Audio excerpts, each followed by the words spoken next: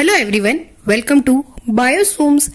आज हम बात करने वाले हैं कॉन्ट्रासेप्टिव मेथड्स के बारे में। जी हाँ, अभी तक हमने अलग अलग टाइप की कॉन्ट्रासेप्टिव मेथड्स के बारे में बात की। अब हम बात करेंगे आईयूडी की, यानी इंट्रा यूरिन डिवाइस के बारे में।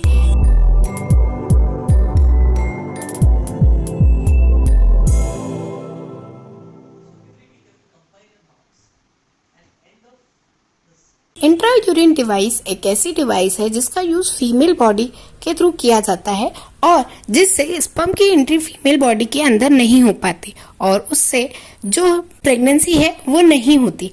एक्चुअल में इस डिवाइस का use most of the females अपने बच्चों के बर्थ में गैप रखने के लिए यूज करती है। इसका एक एग्जाम्पल है कॉपर टी, जो कि कॉमनली यूज होता है।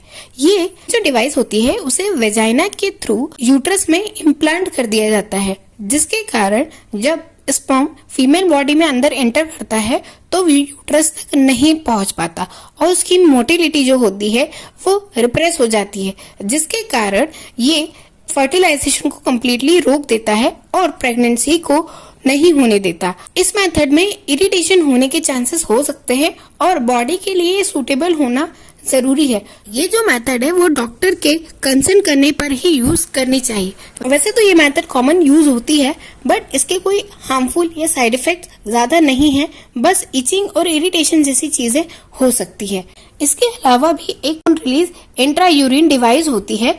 इस डिवाइस के थ्रू जो प्रोजेस्टेरॉन है वो इनिबिट हो जाता है, यानी कि प्रोजेस्टेरॉन यानी कि जो फीमेल सेक्स हार्मोन है वो इनिबिट हो जाता है, यानी स्लो होता है, जिसकी वजह से मेंस्ट्रुएशन साइकिल रुक जाता है और ये यूट्रस को इम्प्लांटेशन के लिए यानी प्रेगनेंसी के लिए सूटेबल नहीं रहने देता, जिसके कारण मेंस्ट्रुएशन साइकिल के एब्सेंस होने की वजह से फॉलिकल्स का पूरी तरह से फॉर्मेशन नहीं हो पाता और उसकी वजह से यूट्रस अपने आप को प्रिपेयर नहीं कर पाता प्रेगनेंसी के लिए, और ये चीज भी प्रेगनेंसी को प्रिवेंट करने के लिए की जाती है।